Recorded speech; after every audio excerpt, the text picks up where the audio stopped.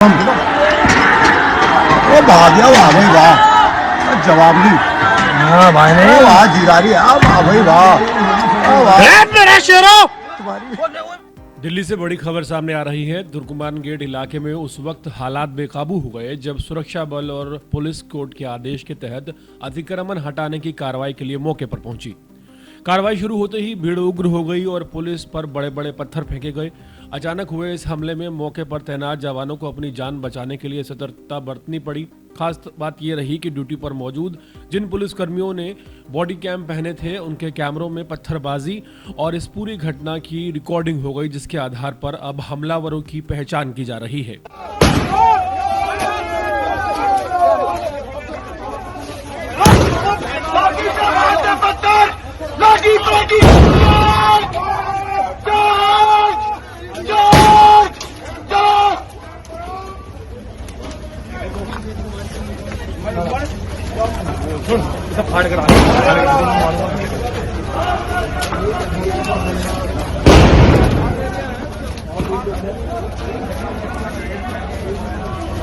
के तुर्कमान गेट इलाके में एक मस्जिद है, फैज़े इलाही मस्जिद। उसके पास अवैध निर्माण हुआ था। उसको हटाने के लिए कार्रवाई ने कानून व्यवस्था से जुड़ा एक गंभीर सवाल खड़ा कर दिया है। आधी रात के बाद हाईकोर्ट के आदेश पर जब एमसीडी ने एक अभियान शुरू किया और पुलिस बल को साथ लिया, तब किसी ने नहीं सोचा था कि सरकारी कार्रवाई को इतने उग्र विरोध का सामना करना पड़ेगा। 17 बुलडोजरों के साथ चल रही इस कार्रवाई का उद्देश्य क्लियर था कि अतिक्रमण हटाया जाए, अवैध ढांचे को तोड़ा जाए, लेकिन कुछ ही देर में माहौल पूरी तरह से बिगड़ गया। पुलिस पर बड़े बड़े पत्थरों से पथराव किया गया।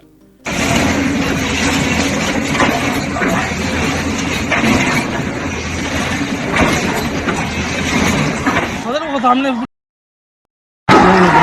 तो तेरी कसम, वो भाग गया, वाह भाई वाह, जवाब नहीं। हाँ भाई नहीं वाह जीरा रही है, वाह भाई वाह।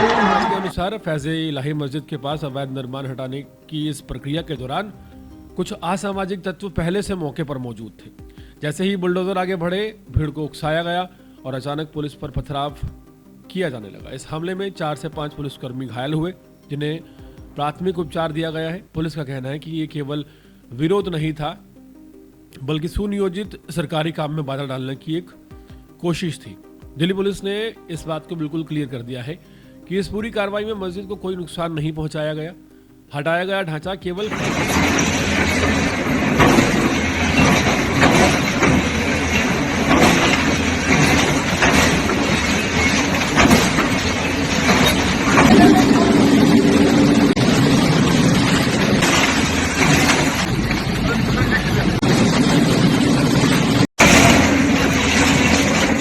के आसपास बना अवैध निर्माण था और इस अवैध निर्माण में एक बारात घर शामिल था, कुछ दुकानें शामिल थी, एक डिस्पेंसरी शामिल थी। ये सभी अतिक्रमण जो जमीन थी, इसके खिलाफ पहले से कानूनी लड़ाई चल रही थी। बावजूद इसके इस पूरी कार्रवाई को धार्मिक रंग देने की कोशिश की गई, माहौल भड़काया गया, जो कि बहुत निंदनीय है।